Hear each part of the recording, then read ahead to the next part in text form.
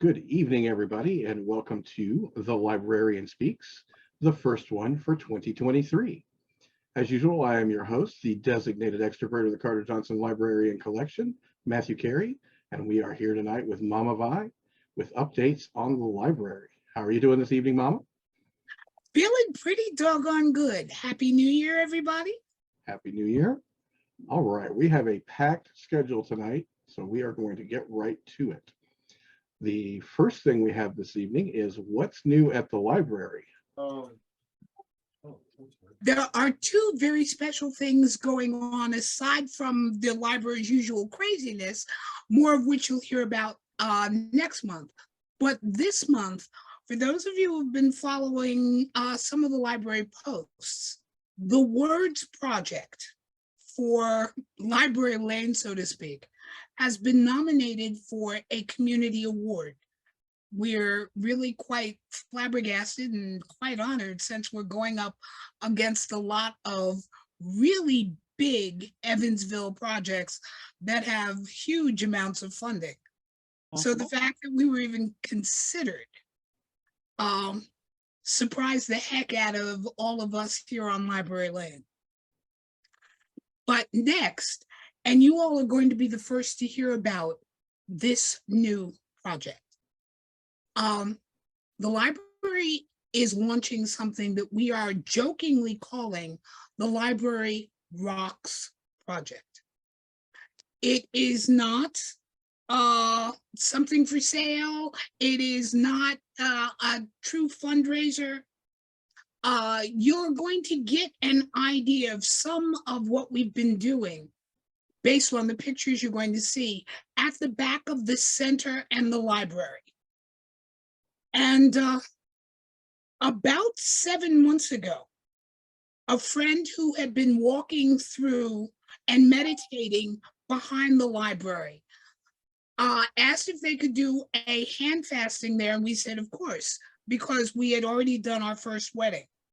But also asked whether or not we had thought about putting things in the labyrinth, in the meditation library, and so on, that would remember people. And I started thinking about it, realizing that we as a tribe have lost an awful lot of people in the last few years. They're now our other ancestors.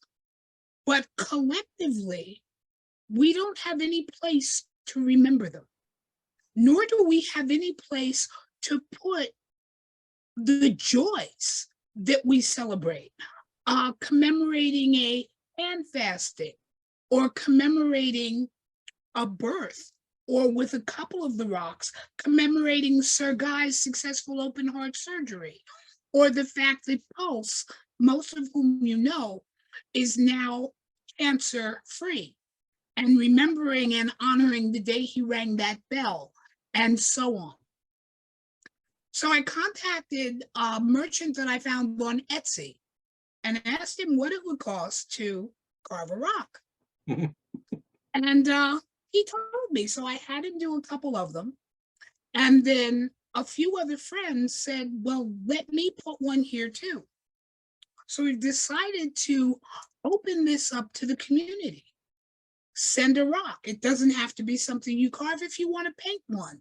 If you just want to put a rock in the garden to remember someone, or to honor something wonderful, or to put your business amongst all of this beautiful stone. We're going to give you a couple of merchants that you can use or find your own. Or if you're artistic enough, make one. Send it to us. We will add it to the garden. If there's something special you want to honor or remember, we're trying to create a place for it to go. Very, very cool. My name is Dennis Airport. This is my second librarian. Cecil, was that you asking a question? I'm the librarian for the virtual Carter Johnson. If so, he's Hi muted. there. And now, let me see now, we've covered the two biggies. Hopefully we're going to have some really crazy things going on this time next month. Let me give a couple of housekeeping items here real quick. I have the link for the CJLC walkthrough video, which will get you to the YouTube channel for the library. If you haven't yet, please subscribe, help us get some subscriptions up and get that going and watch some videos. There are tons of videos on there. Let's see here. I linked the t-shirt a minute ago. For anyone who is not aware, To Love, to Obey, to Serve is available again. Print on demand. Order Thanks, your Sean, for that. copy right there. Let's see here. And I have a selection here of Carter Johnson Library and Collection bags and totes. There are also t-shirts, etc. And that will get you to that page where if you purchase those things, the proceeds from those go to the CJLC. As always, if you wish to donate to the Carter Johnson Library and Collection, here is the donation PayPal. All right, Mom, you wanted to talk to us tonight about annexes. The library, most of you know, has a physical presence, but, and you probably heard me throw around the term annex before, but I've gotten an awful lot of questions about where are they, who are they, how did it happen, how many of these are running around, and so on, that I figured this would be a fun night to talk about the annexes and to show you a few videos on top of that. Since you're stuck with a storyteller, here goes. About 11, maybe 12 years ago, at the second ever Leather History Conference, which is still an ongoing event and a really good one. If any of you want to go, I would highly recommend it. The library at that time had a full library down there. Now we're packing up and getting ready to put all of this back in the van. And one of my griots, who you probably know, Jez Stills, Kiki's partner, starts packing a box that was not a standard library box, because we pack in Rubbermaid totes. And she's packing books in a cardboard box. Now, I think we just lost Mama for a moment. Just making sure it wasn't just me.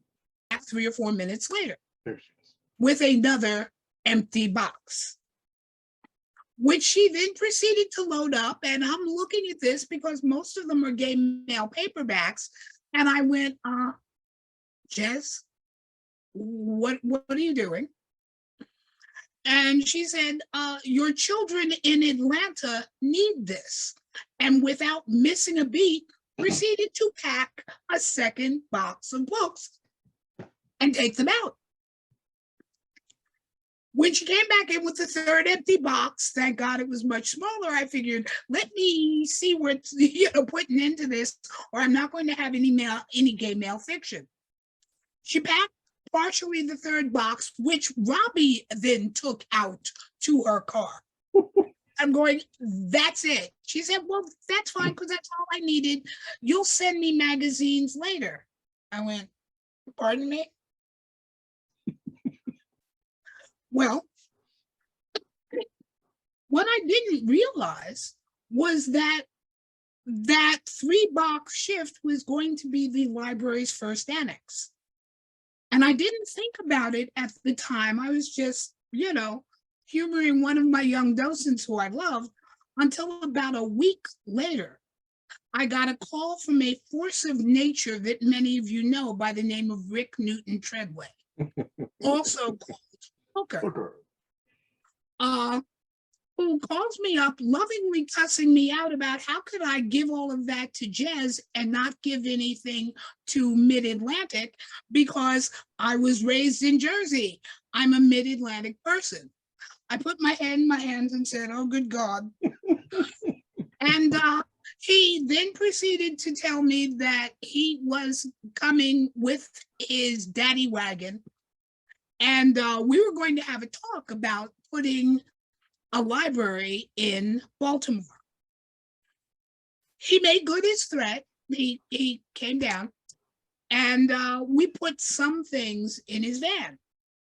And then Kiki and Jez came to Evansville and proceeded to raid half of my shelves and my workroom. And I have shown you all pictures of my workroom.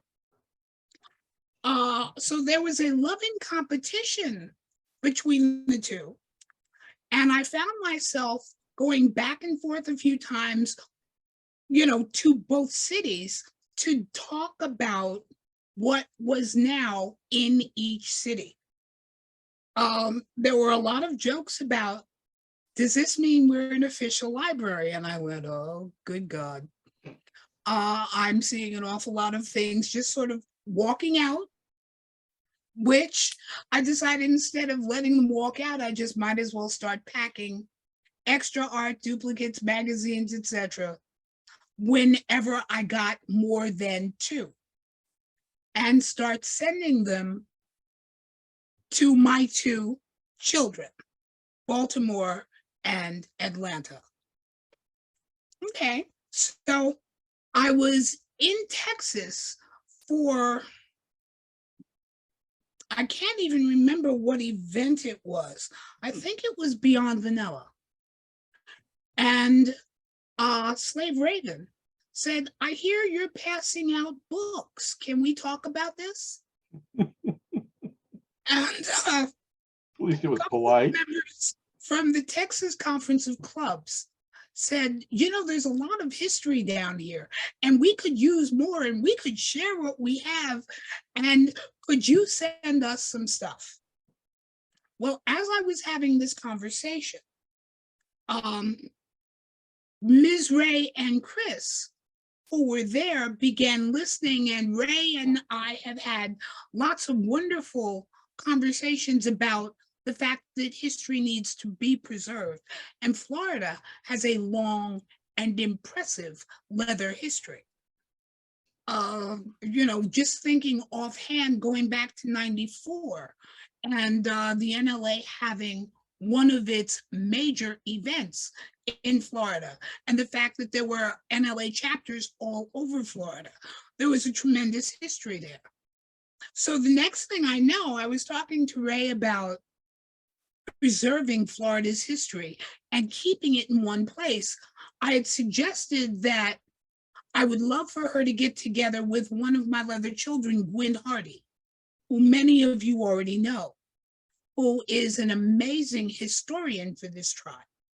And Gwyn's library, personal, had been started and built up by me, and she considered it a Florida Boys of Leather treasure. And that's how Gwyn was teaching a lot of the Florida boys. So between Texas and Florida, more books went south and southwest. And from there came the city of the Revolution, Boston, and talking to a young man named Stephen Dew, and a lot of the members of the Boston leather community. There are a number of wonderful cases that have happened, law cases that have happened in the Boston area. There are 1, 2, 3, at least 4 writers in the Boston area. There are 2 publishing houses, I think, not to mention New England Leather Alliance and some amazing leather clubs and patch clubs. And then came another annex. And then another member of Hampton Roads said, we hear you passing out books. And the next thing I knew, Lady D, who is not just a good friend, but one of my Pearl sisters, said, I helped work on Atlanta. And one of my leather children is in Hampton Roads, and that's Master Malcadian. And we could really teach a new community if we could just get some information up there. And Atlanta has some duplicates. How about I grab the duplicates and then you give me more and I will take all of this to Hampton Roads. Now, are you seeing a pattern developing here? Yes. got an almost 2-year respite before a young lady who asked if she could come visit the library, work with me to get some long overdue filing done, and learn more about leather history, decided by her third or fourth visit that there was just so much of this, and Mom, you buy things in duplicates and triplicates, and there's not a lot going on in terms of saving history in the Pacific Northwest. So the next thing I knew, there was a carload of books going up to the Seattle area. And then soon after that, most of you know Xiaoi, who had come to visit with her partner before and went, Colorado could use an awful lot of things here, which is how the basic annexes for the library began. But we also have 2 libraries that are out of the country. One is in Singapore and the other is in Costa Rica. And they both kind of started the same way, just about 5 years apart. At MSC, I can't even remember the year, the Master Slave Conference in DC. There was a young lady there from Singapore who, with the exception of going to a few classes, literally spent all day and every day of the conference in the library. Now, when you consider that we open at 10 o'clock in the morning and usually don't close until 1 or 2 the next morning, that was an awful lot of time.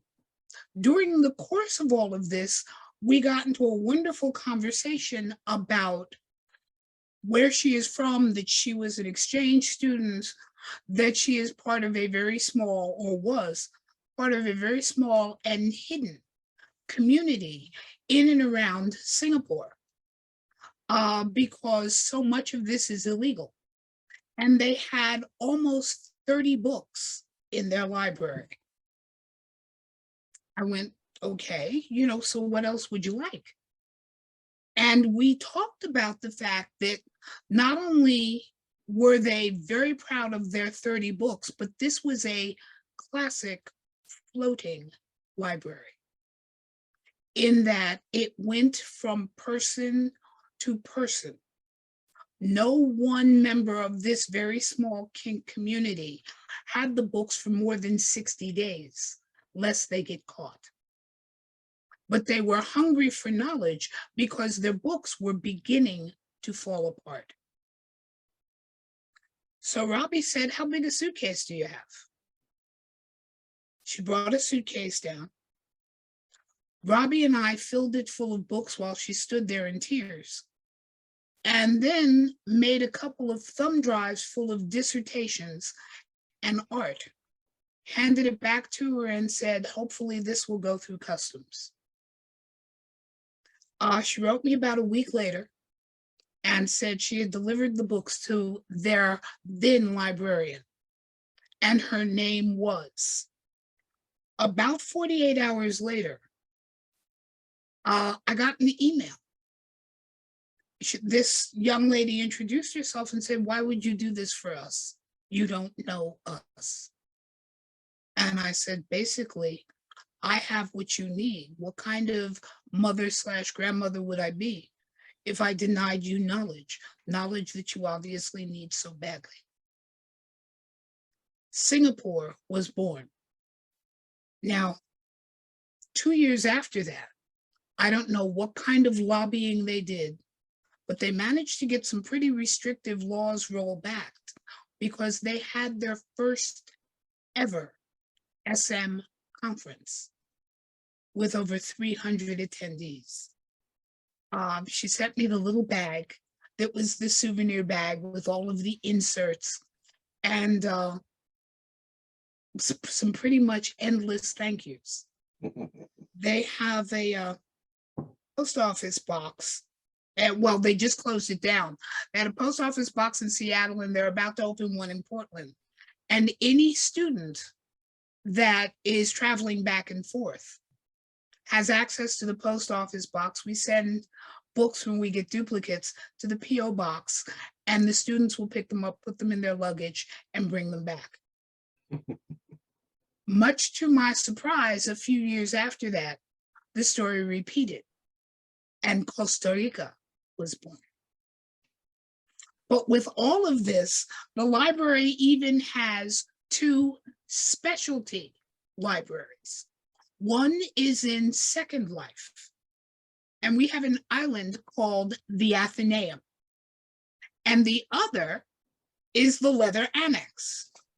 We even have one affiliate collection, which is House Phoenix. And someone asked me what the difference was between an affiliate and an annex. And the difference is our affiliate owns her own books. With an annex, anything we give you technically belongs to the Carter Johnson, which is what makes you a Carter Johnson. But when a year and a half ago, when the library did a one-day event, we asked all of the annexes to send us something that we could show that would then talk about the different annexes. And I think I got 5 of them back. So I thought we would have some fun looking at the different annexes, beginning with our presence on Second Life. So Scott and Matt, Scott, because I'd like your opinion, Matt, let's talk about and show the Athenaeum. Okay. Hi there. My name is Dema Fairport. This is my Second Life character, and I am the librarian for the virtual Carter Johnson Library here in Second Life. Everybody getting set. When you come to Athenaeum, which literally means library, you land here on the docks, and this here is Carrie. He is a friend of mine, and he's going to hang out with us for a little bit while we walk through the region. As you can see here, it's wintertime at Athenaeum. Every season I change the seasons, and photographers come and take photographs.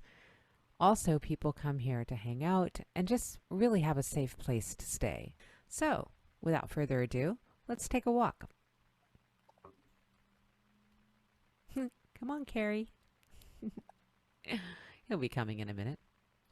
This is our little dog, Scooter. He has been around. He will greet you when you come to the sim. He's quite fun if you watch him for a while. Here is the Carter Johnson Library and collection for Second Life. If any of you have been to Grandma's events in the real world, you know of her display called "We Didn't Invent This." This was the idea that I got when I decided to make her a place inside Second Life. So it's exactly what I've done. I took photographs of all the pictures that she has in her displays, and I came in and I created a space that was like a gallery, which in my mind is what they deserve. And as she says, some might think the world of kink began in the 21st century. Well, contrary to some popular beliefs, people have been practicing kink for longer than you might think. So, take a walk down history lane with us to explore and expand your kinky mind. Of course, we have a wonderful photograph of Grandma here, and there are various videos that are around if you come in. As you can see, there's various videos around so you can learn, because of course we all know Grandma is about education. And of course, the whole museum, as I like to call it, is all about education. In fact, I had somebody tell me that they didn't even know that there was a master-slave pride flag, and they were very pleased to find that out. With Grandma's display, we take a walk back through time in kink. And of course, we have various photographs, articles, and again, even some more videos. Here in the Second Life community, we have a very, very diverse community. Sadly, though, there are a lot that aren't very inclusive. Athenaeum is all about being inclusive, and anybody that wants to come here is more than welcome. and you can learn about your history. You can learn about other people's history, or you can just kind of hang out. One of the big displays that I decided to put up here was about Stonewall. There's a lot of people in the gay community, the younger gay community, that don't really understand the history of Stonewall. So I felt it was necessary to teach them that it's not just a parade. We are still protesting. We are still fighting for rights. And it's amazing, again, how many people did not understand the real true purpose of the actual pride parades. Once we get to this room, I have found that most people that come in here are actually quite surprised with all the photographs or the etchings and illustrations of kink back dating to the 1500s, as you can see. And finally, this is a new video that I just added recently, and I absolutely love it. And if you come into Second Life, I highly suggest that you really come in and watch these videos. I try to change them up according to the times, according to the year. But as you can see, we have one of my favorite people, Mr. Billy Porter, and he gives a brief history of queer political action. It really, really is fascinating. So let's go ahead and take a walk. As you can see, the grounds are actually quite beautiful, and every turn that you take, there is always something new to look at. We walk back this way, and this is our garden area, and this is kind of the entrance. People can come here and literally play chess. You can play checkers, and there's even a Scrabble board over there by the fireplace. As we walk over here, we have another exhibit, which I am absolutely proud to show, and I think it finally has the home that it's always deserved. This is called A Celebration in Beauty, and this is by photographer Dark. Sadly, he has passed away, but we have captured his work here and his photographs, as well as his words once they read in. Dark was a fetish photographer from the New York City area. Upon coming into the scene, he was disturbed by the lack of quality image of women of color in the fetish community. Through his Indigo Black project, Dark went on record to say, "There is another side to fetish, a sensual, more mysterious side. It is far more elegant than the depravity that the media tends to portray it as. Through Indigo Black, I wanted to show how I view it. As a photographer, I recognize that perception is reality, and too often the reality of our lifestyle is skewed by how we are portrayed in the media. It is time we change how we are perceived so that we can change reality." Dark. As you can see, we've captured all of his photographs here, well, at least the majority of them that I have, in a gallery style. And I have to say, this one by far is my favorite. I think it's quite powerful, and she's quite beautiful. So if you want, you can come here anytime. This exhibit never ends. It is always here, and we welcome anybody who wishes to come to Athenaeum to view it. So let's go take a walk around the grounds and go see the beauty a little bit. I hope Grandma doesn't mind that I have such a long video, but this place is so beautiful. I will let most of you see what there is to see here when you come, but I do want to highlight a few areas that I know Grandma is quite proud of, and one of them is actually the library. So let's take a walk across the bridge. It's still snowing. I do love the snow. I think this is everyone's favorite time of year, that and spring. Everybody loves spring here. The flowers are, and the colors are just amazing. So as we walk up the stairs, we wanted a grand entrance to the library because, once again, it should have what it deserves. So as we take a walk inside here we have the library. At any time, anybody is welcome to come in here and relax, sit down, have conversations. And even if you want to come and teach lessons, you're more than welcome to. We just ask that you make sure that they are safe and that they are teaching facts and they are not teaching falsities. We want to keep our online users here safe, and that's what Athenaeum is all about. In here, and this is for Robbie, we created the boot black area. Here you will find all kinds of things, including 2 beautiful boot back chairs. And if you look, and I will cam a little bit closer, you will see an old-fashioned washing table, as well as kits with all the accessories. I know if Robbie could climb inside here, he would, and live here forever. I know this is Robbie's favorite place.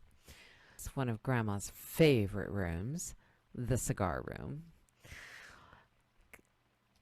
This room is 100% complete with smoking cigars on the tables, and you can even grab one from the box there and have a seat. As we walk through, oops, sorry dog, we have lots of little places where you can sit. All the posters that are around. Oops, standing inside something. All of these posters are actually from Grandma's collection. A lot of them are movie posters, and we've lined the walls in every room with them. Over there we have another sitting room. Of course we have many. And then upstairs we have some very kinky rooms for your pleasure. But I won't go into those. I'll let you guys come in and explore. Out here we have the gardens, and down below underneath the house we actually have a club where we play live music. As we do up here, you can see we have many events with local DJs, and everybody just loves it. You can also just come and hang out and enjoy the pool. As we take a walk back down, I'd like to walk you through the gardens real quick. This is definitely one of Grandma's favorite areas.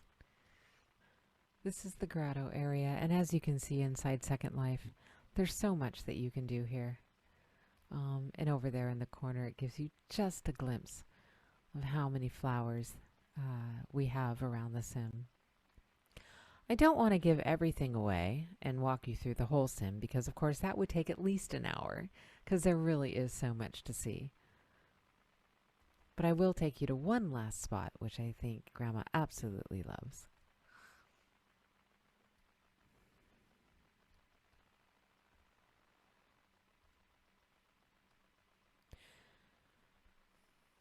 In a world of COVID, in a world of people not being able to get together, Second Life gives you one of those opportunities. It's free to play. You're more than welcome to come on in, find a beach somewhere, and sit there with your friend and talk. I'm grateful for Second Life and for Grandmother giving me this honor of being able to manage Athenaeum and be the librarian here. I love taking care of this place, and I love hearing the many, many stories of people that come here and are just elated that they have found the exhibit and that they have found this wonderful little paradise. Grandma, thank you so much for giving me the honor of being able to manage Athenaeum here in Second Life and for being the Second Life librarian. I hope in time that it grows, but whatever it does, I do know that it gives people a place where they can just be and enjoy themselves and be at peace and know that they're not going to get harassed or bullied. And that really is a treasure and a gem inside this virtual world. Thank you, everybody. And I really hope you come in and say hi. Again, my name is Dema Fairport. So yeah, come on in Second Life and say hello. We'll talk to you soon. Bye. I have to say that it's beautiful. And when I hit the Mega Millions on Friday, the library will probably look like that physically as well. For anyone who hits that $1 billion pot, 7 or 8 million, we would be a great tax deduction. About 18 years ago, Mistress Sly from Boston began to speak to me about Second Life. Now, since I had never really been into Sims, it took a lot for her to really explain everything to me. And the reason she started the conversation was to ask whether or not I would consider putting a library in Second Life. Now, this was, excuse me, probably 2004 or 5. And one thing led to another. She had some health issues and it never happened. Well, along comes one of my leather grandchildren who says, so Mom, have you ever heard of Second Life? And it had been so long that I needed a serious refresher course just in what it was. And she logged in, started to walk around and take me to different locations that belonged to different friends of her within the sim, many of whom are part of the community, and all of them had been complaining about, while there were a lot of places to play, there were no places to really learn. I asked Jess what it would take to actually build the library, and did she know someone who could? Well, I was afraid I almost offended her because she said, well, I can, and I would love to. The first one that she built, I thought was incredible. It was built around a town square concept with different buildings, a movie house, a candy shop, a library, houses, and so on. And I fell in love, and then she said, not good enough, destroyed the entire sim and started over. This is what she created. For those of you who are active in the Korean community, there is an entire part of the island that is just dedicated to those folks who are into gore, including, by the way, a stable to park your tarn. It has 2 bars and its own bartender serving Korean ale. She created a stunning gypsy wagon for me to park my avatar. And based on requests, she will add almost anything to the library that will help build it as a place where people can present, learn, and actually even fundraise. While I watched it happen, I still have no idea how. There was a fundraiser on the island for Susan G. Komen. They raised, I cannot remember how much in Linden, which is the currency on the Second Life sim, that translated into almost a $5,000 donation to the breast cancer fund. So now that you have seen one of our specialty libraries, let's see if we can go to Matt. What do you have? Atlanta up next? I've got it. I have Atlanta queued up. Would you like to go to Atlanta? First child. So now let's take a look at Atlanta.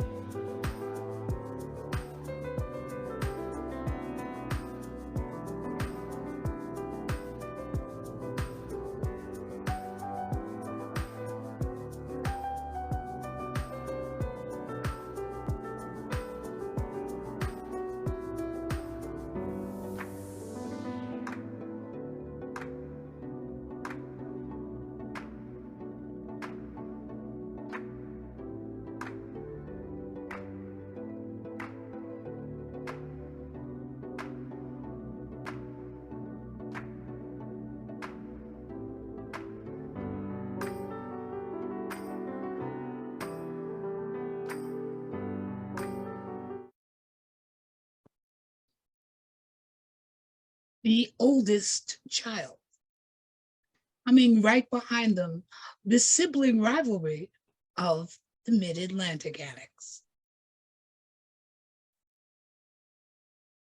Going faster, but I can do them now.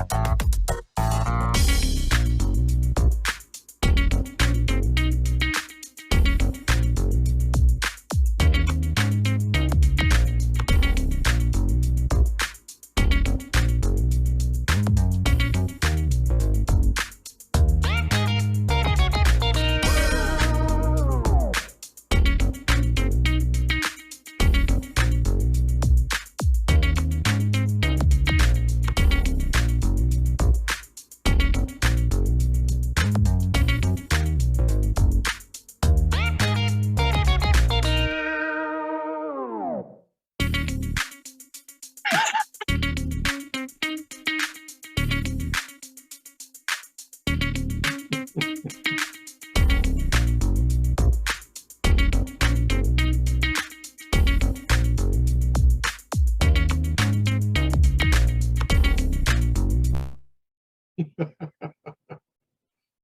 always have so much fun when I'm looking at that one because Baltimore is very close to the library's original charter. When Mom's Madness went from my hobby to my obsession, we were chartered to take history to the people we served. I stopped counting somewhere around 400 or 500 the number of events the library has been to. And Baltimore takes that very, very seriously. Not only did you see the main setup, because Rick and company can usually keep bits and pieces at the Playhouse. But they have taken the annex to a lot of different events, including being at Women of Drummer a couple of years in a row with the street sign Judson and Gum. Yeah, I'm gonna need one of those. Yeah, see what happened in easily 6, maybe 7 years ago, there was a pretty vicious windstorm. And the library, which is on Judson Street, from the corner of Judson and Gum to the corner of Chandler, the sign blew off. The entire top of the pole came off.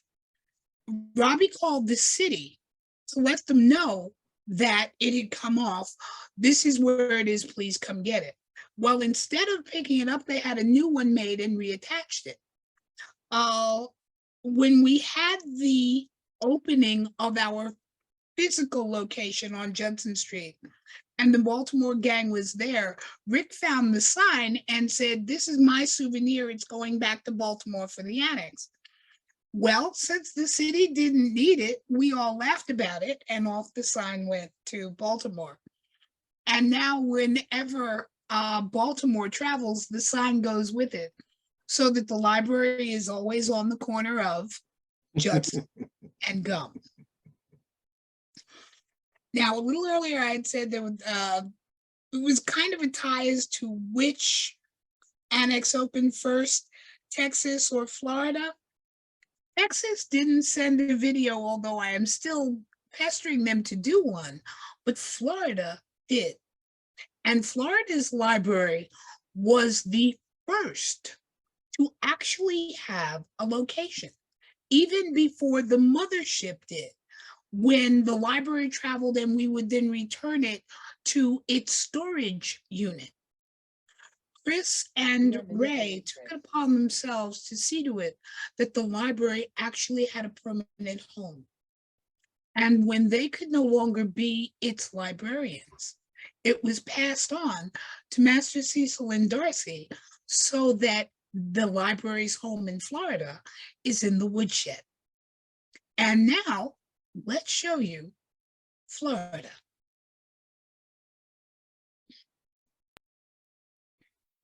We are Miss Ray and Chris from Wolf, Women of Leather, Florida, and we were very proud to have opened the Carter Johnson Leather Library Florida Annex. Although the wheels were put into motion in the summer of 2017, we had the grand opening of our lending library on March 31st, 2018. Vi Johnson came to the ribbon cutting ceremony along with many good friends from around the state. We want to thank everyone who invited us to bring the library to their events, and a very special thank you to the SF Community 10 for hosting us in their space. Along the way, we received donations from many generous people who helped build our library from their own collections. The Florida community is truly wonderful. As time goes on and lives change, we made a decision that we feel is best for the library, for the people who benefit from the richness of its information, and also for our limited schedule. With Vi's approval, we have passed the speaking staff to the new storytellers and librarians for the Florida Annex. We hope that Vi will keep our home on the map for when she wants to visit and feed the squirrels. And with that being said, we're handing the staff off. And we're receiving the staff on behalf of the Orlando community and the Woodshed. Darcy and I are very honored to be the new custodians of the Florida Annex of the Carter-Johnson Library. We are humbled by the trust that Mama Vi, Miss Ray, and Chris have shown in us, and we will endeavor to uphold the traditions of the Carter-Johnson Library and forward the mission. The Florida Annex of the library will be viewable anytime the Woodshed is open, and you can also contact us at thewoodshedorlando.com to arrange an appointment or bring us to your event. We wish to thank Master Cecil and Darcy from the Woodshed in Orlando, Florida. We know they are the perfect fit for the library, and they are centrally located for all Florida to visit them. We will always remain a part of the library family to be helpful in any way we can. We want to thank Mama Vi for everything she has taught us and given to us. Mama, we're not hearing you. I believe our next video is the home of the American Revolution, Boston. What faster would I can get there?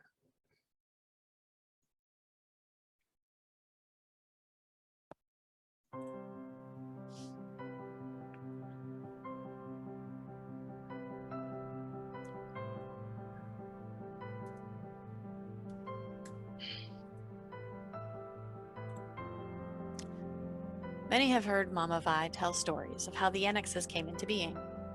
For many, the story begins with someone approaching Mama Vi and saying there should be an annex in some city, state, or country. Boston was not one of these stories. Quite the opposite. The conversation began with Mama Vi stating to the group, "You know, Boston is full of history. Our history. There should be an annex there." Another member of the group enthusiastically chimes in, "Yes, I've long thought that and support this idea." At that point, all gazes turned towards us, the then future griots of the Boston Annex. We met their gazes, looked at each other, and found ourselves saying, well, it seems we're hosting an annex. What an amazing ride it's been so far, and the ride has only barely begun. Our community did not disappoint. Book donations began right away, before we could think about it twice, bow out, or find ourselves caught up in some other project. We quickly got some bookcases and had the doors frosted and branded to house these treasures, while simultaneously masking the contents enough to avert standard curiosity, a need to be met when housed in a home. Behind these doors, there are 591 cataloged books, magazines, event programs, and other forms of print media from 233 different authors. Sitting off to the side are an additional 3 boxes of donations that still need to be cataloged.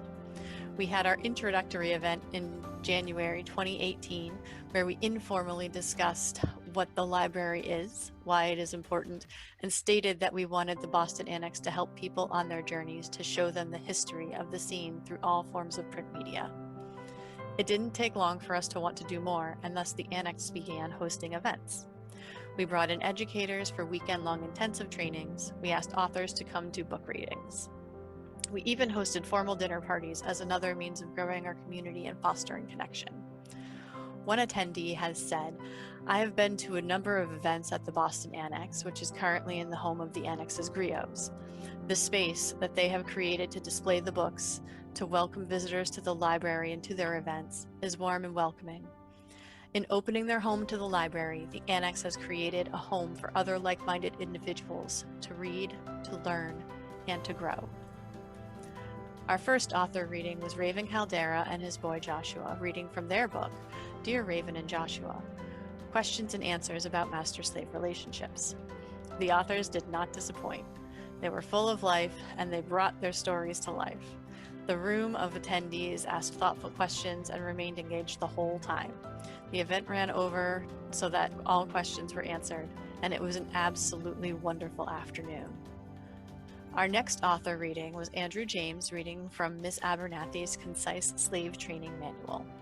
As storytellers often do, he brought much of his own personal history into this reading, which provided a greater insight into the depth of understanding of lessons contained within the pages of this book. A personal joy we experienced with each author reading and each event is that we have the opportunity to see our community grow. It's not just the personal growth of the people in the room that we know. which always happens and is a thrill, absolutely no doubt. But it's also the people who are in attendance who have made the trek off the beaten path to our home that we don't know, that we meet at these events for the first time. Seeing the community growth in this fashion is fuel to keep us motivated to host more events. Of this, another attendee has said, I had the great pleasure to attend every event at the Boston Annex has had, which included several author readings and several weekend intensives. I can say categorically that these events have enriched our community immensely, providing new opportunities for social interaction, a welcoming space, and some powerful and thoughtful, provoking experiences. We have been honored to host Lady Catherine Gross not once but twice to bring her intensives to New England. First was Servants Retreat, which was a small, intimate event, and next was Foundations in Mastery, which maxed out our space and had a wait list. Of Servants Retreat, one attendee said that it was a safe space to share emotions, thoughts, and ideas. It brought me closer to the S I was already friends with, and it made more wonderful S's into my life that I can share this journey with. At the end of 2019, Lee Harrington brought his Delving into Power intensive to our space. Again, the space was at full capacity as we all found different ways of thinking about power. One attendee remarked, Delving into Power with Lee Harrington helped me and my girl think through our deepest desires for our relationship. As a result, we move towards a more authentic expression of DS that reflects our individual and joint strengths. One major group takeaway that happened right before the event closed was that we were all reminded of the importance of celebrating the big occasions, the little moments. It was the importance of celebrating in general. As we were organizing what we wanted to do with 2020, COVID-19 hit, and we had to cancel our events, just like everybody else. We look forward to hosting these and many other events when we can safely open our home back up. Sometime after we'd started the annex, we ran into Mama Vi at an event, and we told her all about what we'd been doing.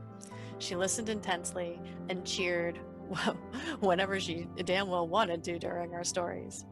But at the end, she reflected that we had not done things as she would have expected, or by the books, so to speak.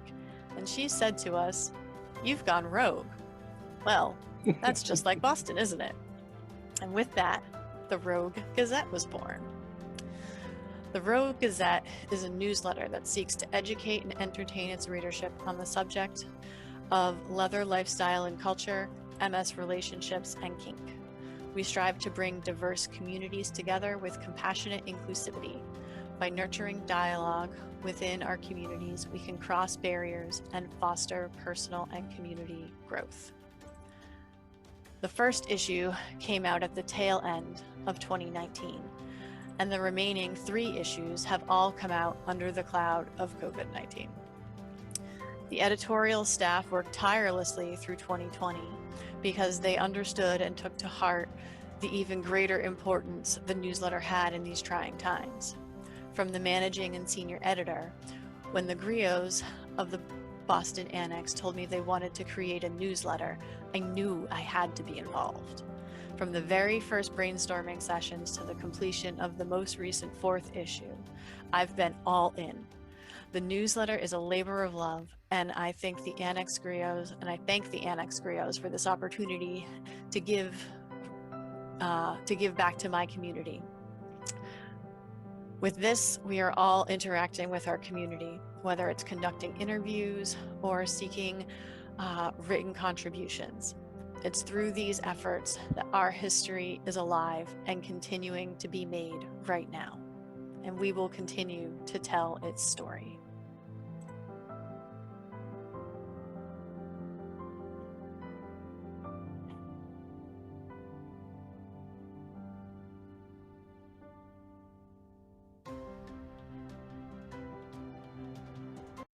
You may have to reboot, Mama. Yeah, we have a little trouble with It's unfortunate. screen share. had a death amongst their members and didn't have the time to submit anything. But their libraries are all incredibly active. Each annex has its own personality, and each annex is unique to its community because its purpose is not just to bring history and a sense of who we are to the community, but to also keep local history there. I've oft talked about my big brother in Chicago, or wanting everyone, of course, to visit Library Lane. But most people won't have the opportunity. So they won't be able to hold on to the history of their forefathers or have a place to add to their own, to be able to see the sash from the first mister of their state, or to have a safe place to sit and just talk and read and learn. I look at our young ones. Crossroads is in Colorado Springs, is up to, I think, about 4,000 or 5,000 books already. Seattle, the Northwest Annex, is specializing, while they have everything, is specializing in graphic novels. Each annex develops a personality that is unique to the community. I think we may have just lost Mama. Becomes incredibly generous with books and magazines for the next generation to put their hands on. Is it an ever-growing project? Yes. Am I so proud of all of them? I could burst. But there are times when it is much easier to ask the annexes themselves, basically ask the kids, not the mom. And I know Master Cecil is here from Florida, and I think Jowie is running around somewhere from Crossroads. And who else is here from any other annexes? And I do believe I still have my Courtney on the phone, who is our youngest griot here at the mothership. So hopefully, now that you've listened to me bore you to tears and see your grandmother / mother's pride at how all of the offspring are growing, maybe it's now time to ask them a few questions instead of just asking me. So now that I've thrown all of my annex representatives squarely under the bus, including Matt and Shar from Leather 911 and the Leather Annex, I'm turning these tables. So you're on. We are coming to you live from the Leather Annex. This is the archived leather. So, well, it's a little bit of a mix. Most of it is the archived leather. This is not my fault. Master Cecil, you are muted, sir, and Courtney, you are both unmute and join the conversation. If there's anybody else here, let me know. I think I got everybody. Yeah, I thought you had muted me, so I stayed muted, but yeah. We're Darcy and I are both in here. Darcy's actually at work, so she's probably not going to be able to respond at all. But she's listening in on her earbuds as she runs different patients' blood work and stuff. So let's make sure she does things well. We don't want to distract her much. No. But it's really been interesting because the woodshed has always had a library, because you can see a little bit actually here behind me, but all of this is all Darcy's library that she has had forever and ever. Amen. And she said, "Sir, we need a library at the woodshed so that we can, I can get rid of some of these books and put them there, and then I can buy more." I mean, that's a good logic. And it worked. It was successful. The apple obviously doesn't fall very far from the tree. I'm looking at you, Mama. And so that worked. And the Woodshed had a library, pretty much since its inception in 2007. But when Miss Ray and Chris called up and says, "Hey, look, we need a new home for the Carter Johnson Library," I'm like, "Whoa." I don't know, that was a really big deal for us. It's obviously a big, it's the Carter Johnson Library, for God's sakes, and it's, I've been doing this a long fucking time, and I remember the Carter Johnson Library from the whole time I've been doing this, pretty much, since the 1980, whatever it was, 41 years ago. 5 years ago. It was 5 years ago, everybody. Yeah, totes. Yeah. No, that's when I got in this lifestyle, was 5 years ago. That's it. Absolutely. But it was a big deal, and it's one of those things that you have to pause for a moment and say, is this really happening? And the whole "am I worthy" thing, and then the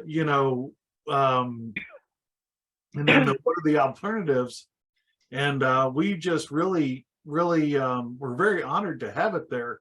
And it's really what's so cool about having it at the Woodshed, is that we're open every Friday and Saturday night. We're also open during the week for other things.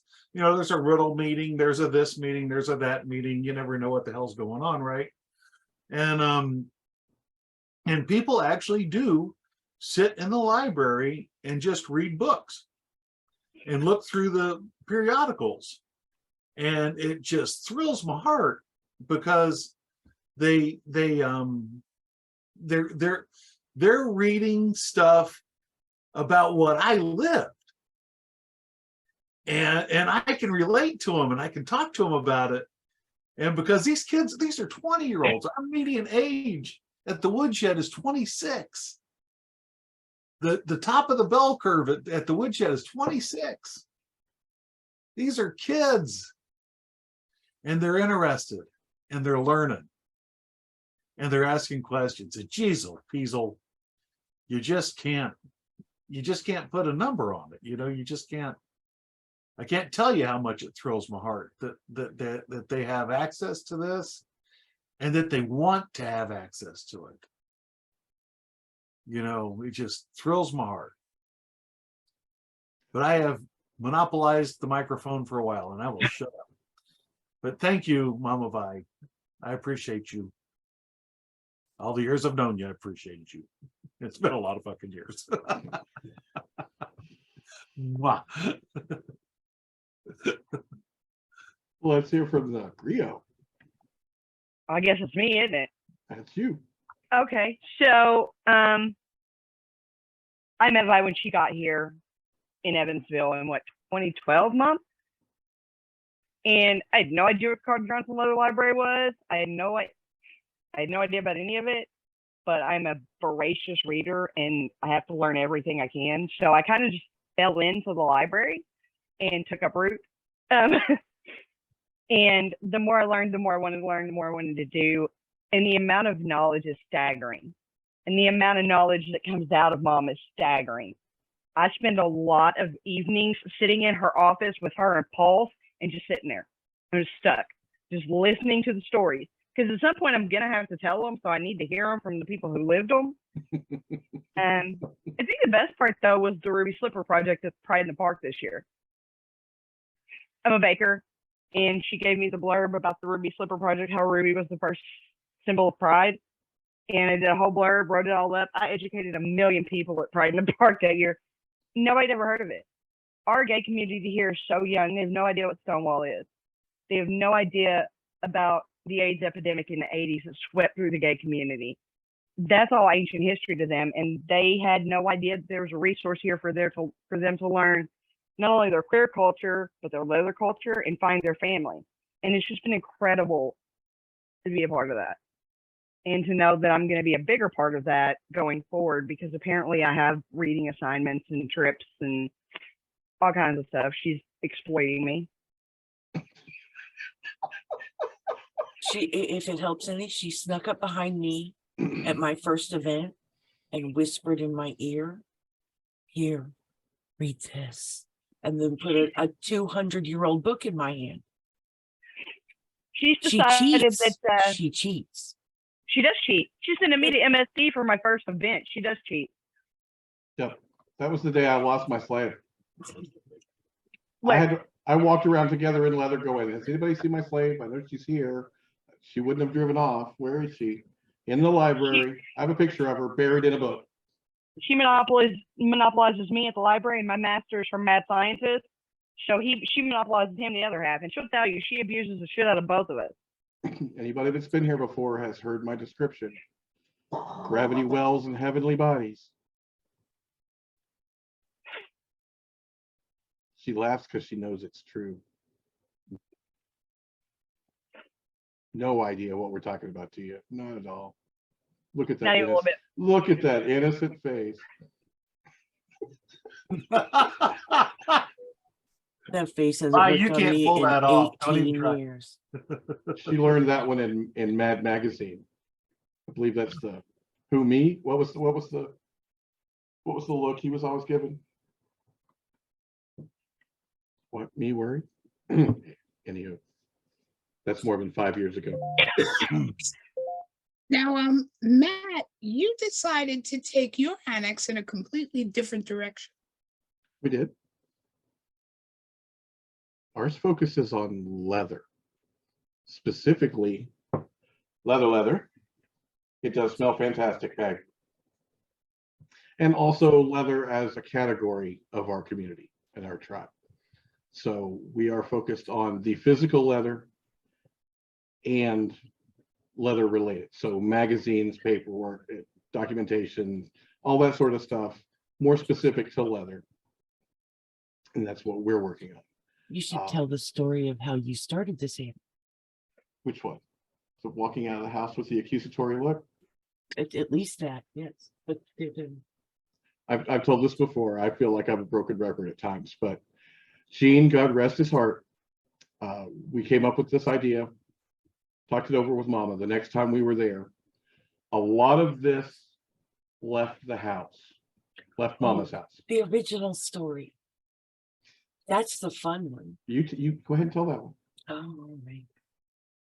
So I went to visit Mama Vi. And those of you who know me know that I have a little bit of a thing about the leather. In fact, I've taken away all leather privileges from most of the people I've met. They're not allowed to have leather anymore. Generally, that revolves around leather that hasn't been cared for.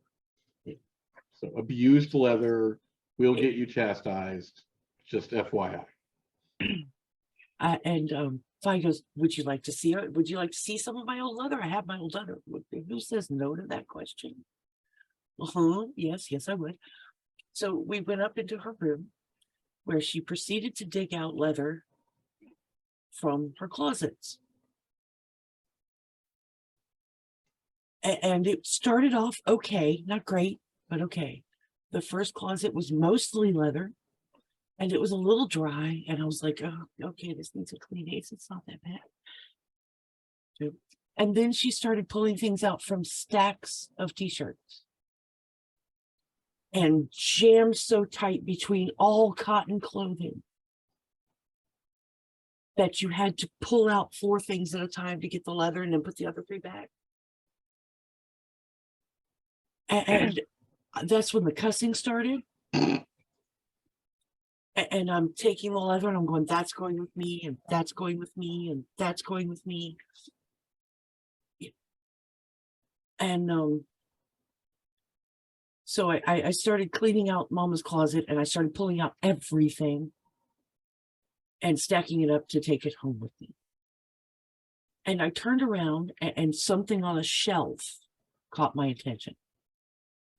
Now, the something on the shelf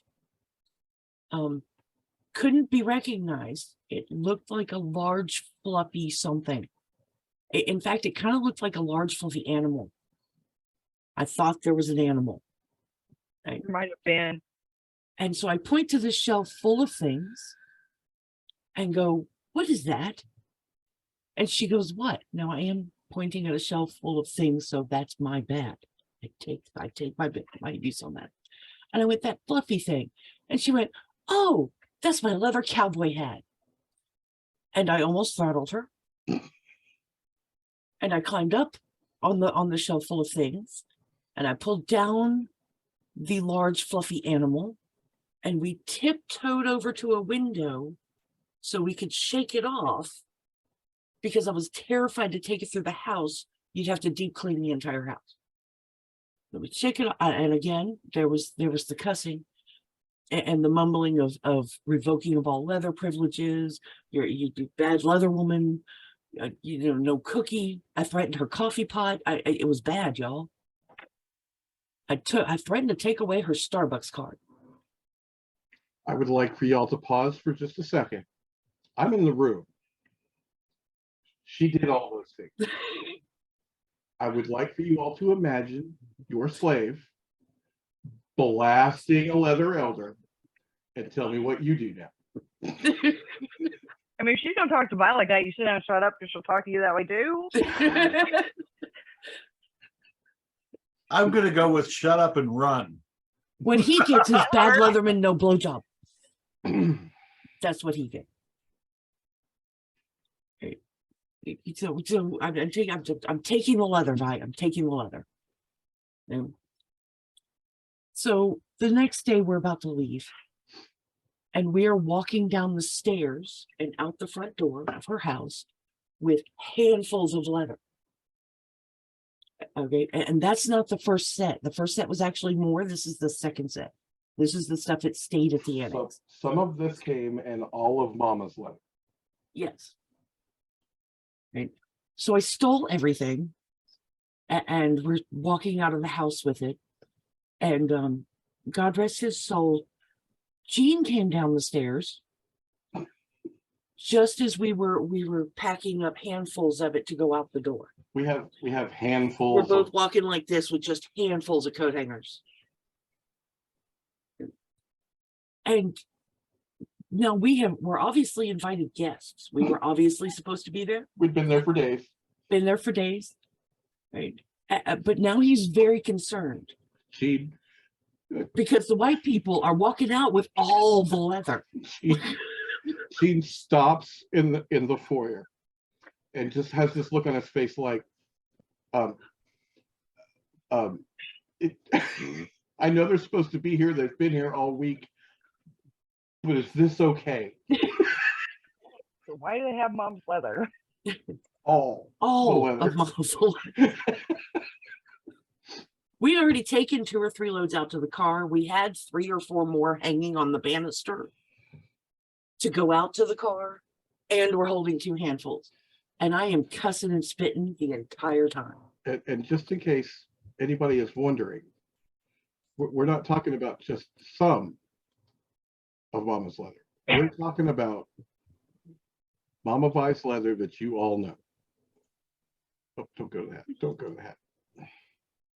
Hat, the vests you've seen her at events emceeing it, her Boys of Leather vest. All of this was in our arts. This is several cows, by the way. That thing took almost an entire large can of Hubbard's. It was insane. So I'm cussing and spitting the entire time. So we take all of this leather home, and I spend quite a lot of time getting it all cleaned up and reconditioned and back to something that kind of feels like an animal might have worn it one time. And we take her personal stuff back. I still had some of the stuff that wasn't her personal leather that hadn't gotten done yet. It took me a year. That's how long it took me, because we went back the next year. So we come back a year later, I have all of her personal stuff finished. And my darling sir has gotten it into his head at that point, as we are carting the leather back in the house and up the stairs. And I'm throwing shit out of one of the closets going, this is the leather closet now, no cotton. And I told her I was going to check the next time I was there. And I did. So we do leather in the closet. I'm like, oh, look, now the leather will help condition it. He's like, yes, good leather. Good leather. Okay. And he's decided he's going to have an annex. And now we have all of that, which is all the leather that came from the other closets in the house, not including Jill's. No, we were have not in not Jill's even- leather. We have I not ain't even stupid. we have not even talked to Jill about her leather. I don't know that she knows we have an annex. I'm just not going there. That woman might eat me.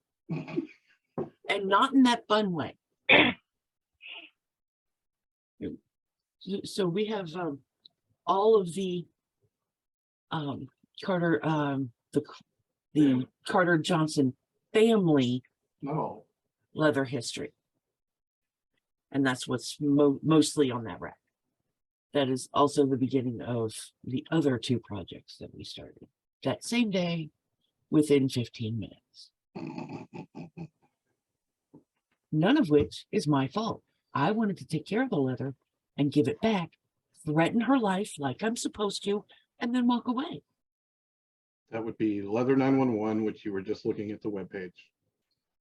Leather Rescue, Storied Leather, and the Leather Annex. And that is the story of the Leather Annex and how I got in trouble with my slave. Because she is the bootleg. Talk about Gwen. Oh, and the colors of leather. Go ahead. That one actually started a few years before he decided to add to my project list. Well, we spent some time kind of away from the community and not being just sort of node to the community. And when I decided I was coming back, whether he liked it or not, I was looking for something to focus on. And I talked to Vi, and it turns out that Gwen Hardy, anyway, God, that's so distracting. And it turned out that sometime before, after we had kind of went away, Gwen had basically packed up her leather, her colors of leather project. Scott, stop. You're gonna get me in trouble. Oh my God. The colors of leather were a collection that she started because she fell in love with the patches and pins of the leather community. It was never started to be a, hey, look at all this awesome stuff. It was just stuff she fell in love with. It started as a picture project for her. And, you know, she fell in love with these colors and these things and these beautiful items. And so she started collecting pictures of them. And just like the rest of us obsessive compulsive peoples who keep ending up here for some reason. Matthew, if you could widescreen yourself while you're doing that. These have been corrected, by the way, Mama. There are now pins, sorted. All the pokey backs have been changed out for non-pokey backs. And they have protective pages between them. And you can see how pokey they were. So now they're not damaging each other. Otherwise, everything is the same. Matthew, put yourself on big screen and do that. There okay. Oh. Try again, sir. These are Gwen's original colors of leather. These are the pins. And there are multiples of these. So I went to Mama Vi, who always has projects for those of us silly enough to ask for them.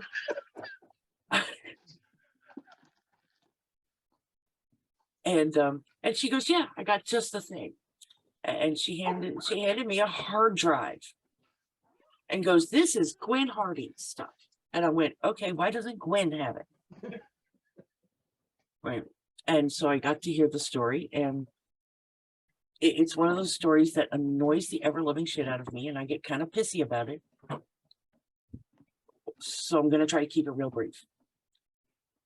Gwen started a website, I believe on Vi. Was that because of your suggestion to be able to share her stuff? Yeah. Gwen started a website called The Colors of Leather, and all it was her personal collection of pictures from where she had just fallen in love with these colors and wanted to know about them and learn about them and remember them. I do. I take things very seriously. It's a problem. So she had started this website called The Colors of Leather, and she was putting up the pictures, and then she started digging for information, if those groups were still around, what each color went with. You know, was it leather? Was it non-leather? Was it gay? Was it lesbian? Was it straight? Was it from a bar? Was it from a club? Was it just something somebody had made because they thought it was cool? And she started putting that all into essentially a spreadsheet. There's Gwen. This is her collection at Florida Fetish Weekend in 2006. Yes. And of course, as with everything, once you get involved with Mama Vi, things start showing up at your house, and you start spending money on things that you didn't know you were going to be spending money on. And did I go away? Nope. All of a sudden, everybody on my screen disappeared. Okay. Sorry, guys. And she started getting emails from people who said, "Why aren't my colors here?" And her answer was the truth, because I haven't seen them. Okay. And some of those people got quite nasty, right? Because Gwen's response is, "I haven't seen them, so I couldn't have put them up. If I haven't seen them, I find them in the wild. And, send it to me, send me the information, I'll put it up." And they told her no, she was supposed to come get that information from them. Exactly my thoughts. And they badgered her so much that she shut it all down, put it all on a disk drive, gave it to Vi, and walked away. And as far as I know, she didn't collect another one again. She stopped dead. So now we know why it upsets me. Now we have started with a big boost from Mr. Scott Erickson. Mr. Scott, who is awesome.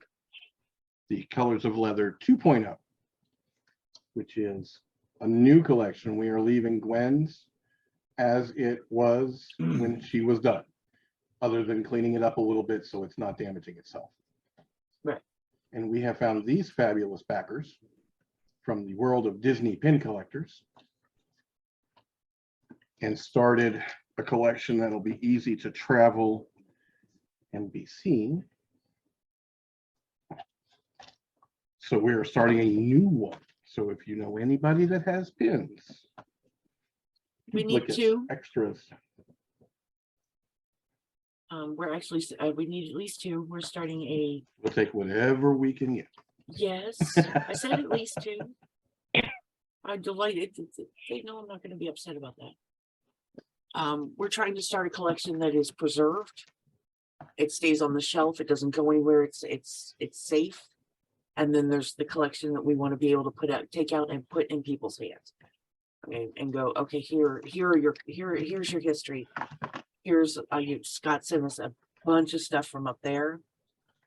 And it's all beautiful art that a lot of these people have never seen because it was a pen.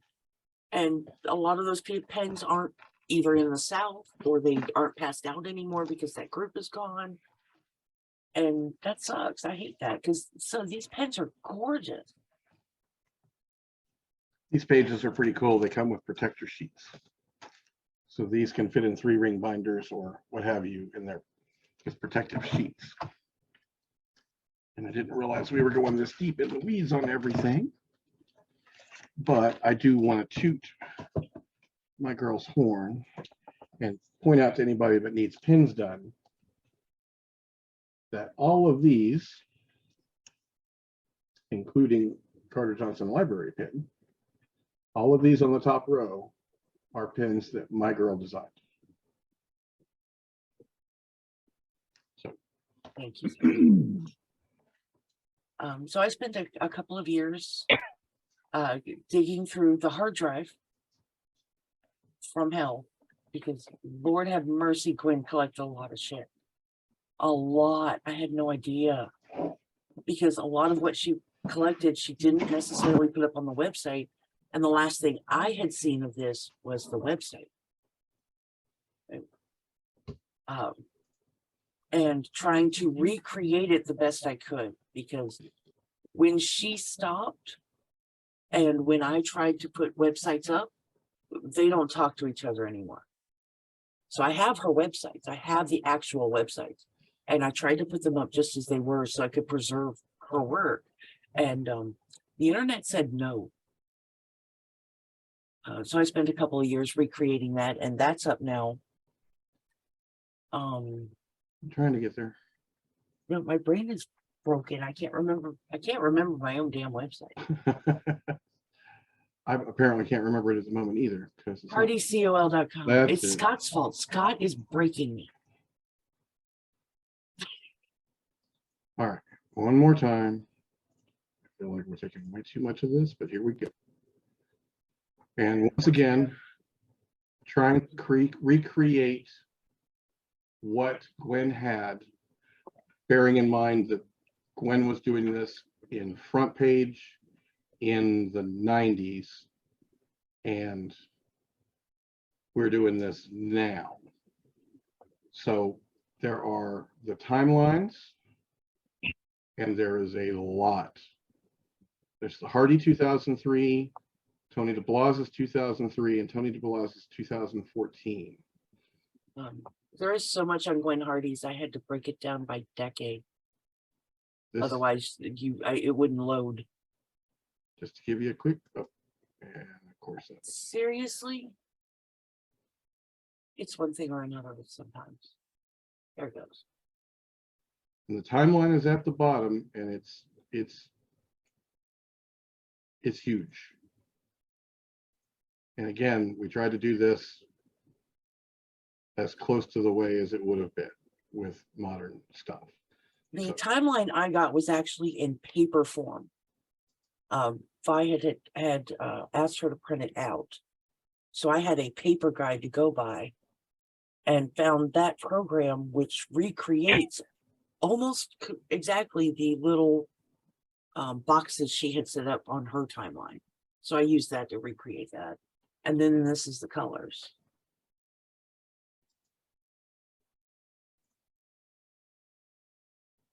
Oh, I'm realizing I can't hear anybody because I didn't put my headphones back on. Sorry if anybody said anything. So all of this is out there. HardyCOL.com. Hardy Colors of Letters. So COL. And now that I've finally gotten all of that my plan is to take all of that, move it into a new section so that her work stays preserved. So a whole second set. There's some corrections that need to be made. Scott has been awesome about letting me know about the ones in his area. And I want to add to it. She stopped in 2007 or 8. Oh, I said 7, I think. Yep. Yeah, 2007.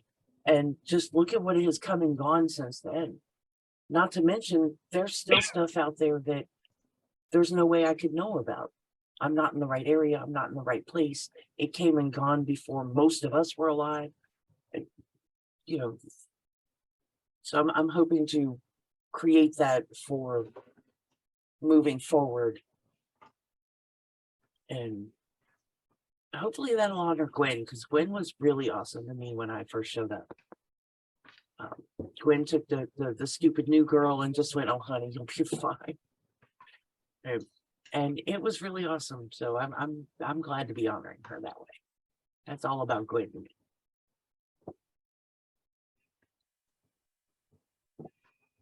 Yes, some of the leather in here is Gwen's too. The eagle vest. The eagle vest is From Gwen. That Iron Guard patch, Yes, sir. can you get me a nice, clean version of that for my history for AMCC? Absolutely. I need it soon, like soon. I will take a picture as soon as we get off. Excellent. Thank you. Of course.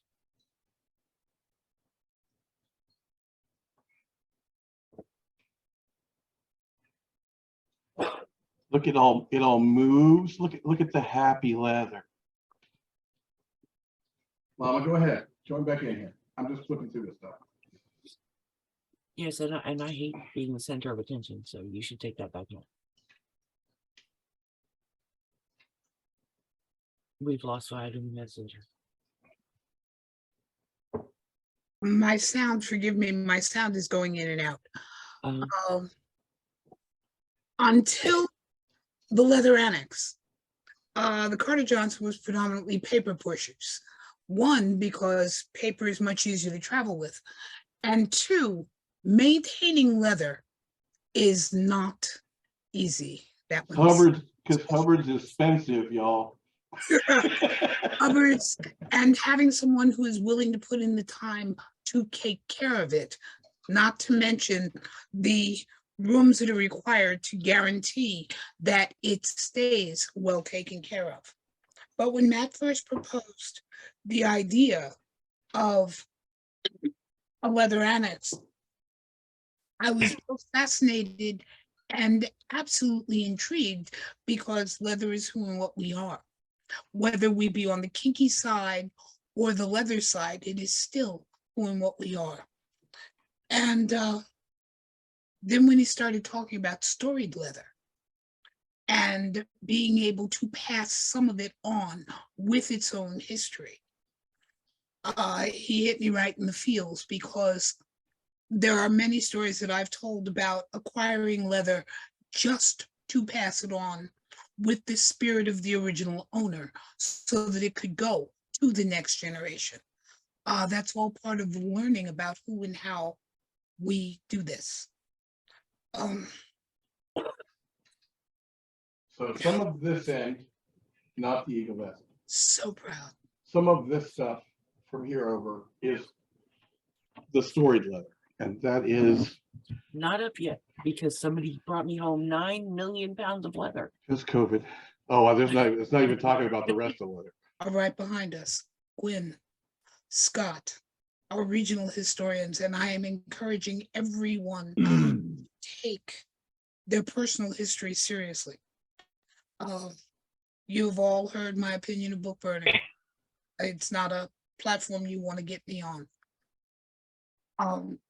But as we find more and more of who, how we are, what we do, and even the stories that are simple for our next generation being banned, the work of the annexes and preserving this so that the next generations can have it is so very important, but we cannot do this alone. Apologies.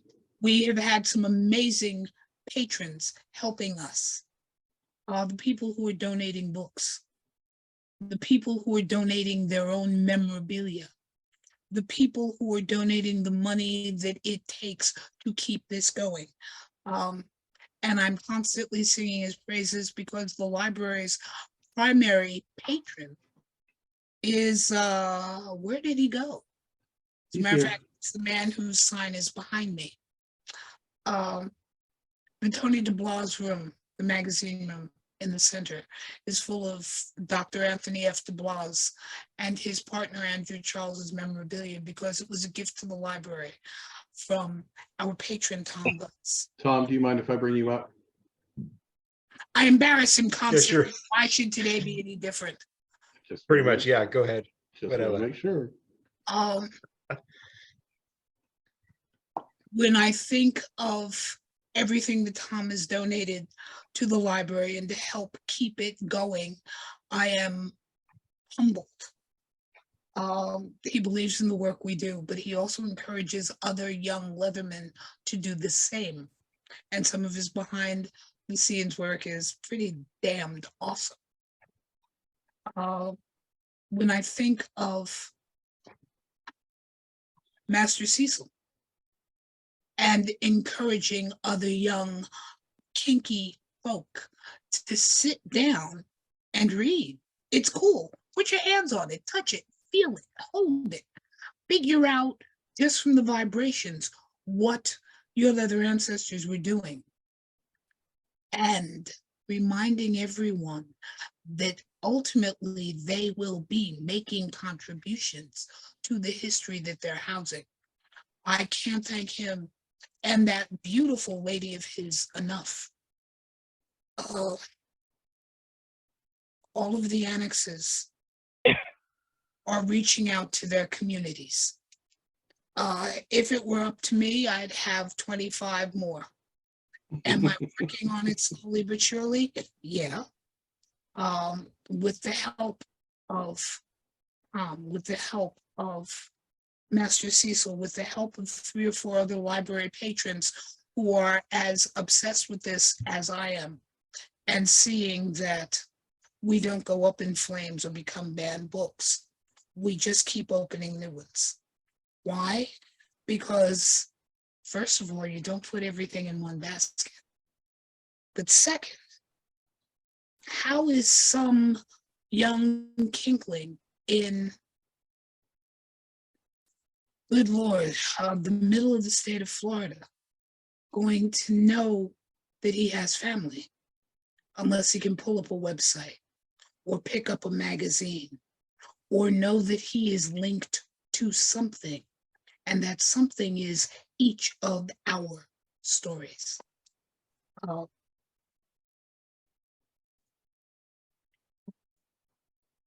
Said it before, the English language is notoriously lacking in ways to say thank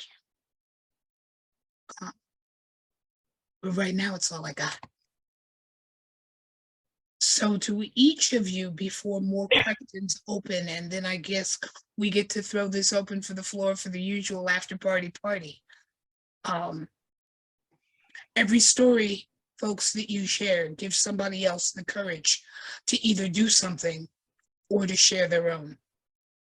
Every event you go to and stand up and say, I went there, gives somebody else the guts to do the same. In an era that would rather see us burned and banned than applauded, who you are and what you're willing to stand up and do is so important. Now, Leather Lioness, we have had a little problem getting books across the border. We tried once to get an annex started in British Columbia. Unfortunately, since I've been banned in Canada, and getting things over there is not easy. In order like to a get smuggler. annex into Canada, it would have to be sponsored by one of the universities. Now, as it turns out, and it's one of the things that I'm going to talk about more next month, because we're still, it's still up in the air. We have a professor from the University of Regina in Saskatchewan, I think, who is coming down to the library for a visit. So who knows? You might begin to get that wish. And yes, I was banned in Canada in 1994 because of writing that I did for a magazine called Black Leather in Color. and black leather in color has been banned in Canada. We were so proud of ourselves, we didn't know what to do. We were bringing 150 copies of the magazine across the border for Living in Leather Toronto. And we got stopped, searched, and banned. So it's kind of a source of pride. Yes, I've been banned in an entire country. And it came up a couple of times when I was going back and forth into Canada. They damn near ripped my luggage apart looking for books or banned magazines. I am happy to let you know that To Love, to Obey, to Serve has made it successfully to Canada. At least a few times. There are, I think, 4 or 5 orders from Canada. And I have not gotten any messages about my book didn't arrive. So we are sneaking mama into Canada, whether they like it or not. And House of Kush says they can help with that. Where did it go? House of Kush can help with this, Mama Bye. Talking about, I think, about getting stuff into Canada. I guess before, since I got an interesting question about how do you become an annex, we sit down, we have a confab. You know, you talk to the family, you come and visit, we talk about what you want to do, and hopefully you're driving because it's easier to load a car with books than it is to load a suitcase. Atlanta will tell you the last time they visited, 4 of the women of Willa, who is the caretakers for the Atlanta Annex, had to have the things packed around them. The trunk was full. Quite literally, the only person who had any motion was the driver. And by the time each woman would get in and then they'd pack something around her until it came down to D-Dom, who a lot of you know, who was the one who was driving, mostly because Cream, her partner, was smaller and he was so jammed in. If the car had hit a pothole or made a sudden stop, probably 3 people would have been decapitated. But we talk about the basics of where you're going to put it, the who's and how's of taking care of it, what the expectations are, and so on. Up until now, all of the annexes have been with family and extended family members. I have a lawyer, and most of you know Amelia Haro, Boot Black Amelia, who yells at me constantly because you can't keep treating this like a hobby, it's a business, and you can't keep giving away books and da da da da. You're not the only one. I know. She's right. I've talked to Amelia. Me and Amelia have had conversations, and we both go, I don't know. We just don't know. We don't know. She's right. I know she's right. And I kind of leave it to my next generation to keep me on a fairly tight rein, because if it were up to me, if you want the knowledge, let's make it happen. There is a reason when one of my patrons says, hi, here's some money, go have fun. I'm buying books 5 or 6 at a time, because every time one of the children comes home, they look and they go, but you have 3 copies, can I have one? And then it just goes out the door. That's learned behavior for some of the annexes, just FYI. We didn't used to do that. I've decided to pick this habit up. You can't say too awful much. Why? Oh no, that's your fault. I tried to take it back. I will never retire because I'm constantly buying books. But part of it is the joy of supporting young writers who are putting their stories out there and who have been banned. The bug that went up my ass about wanting to create a library of banned books still stands.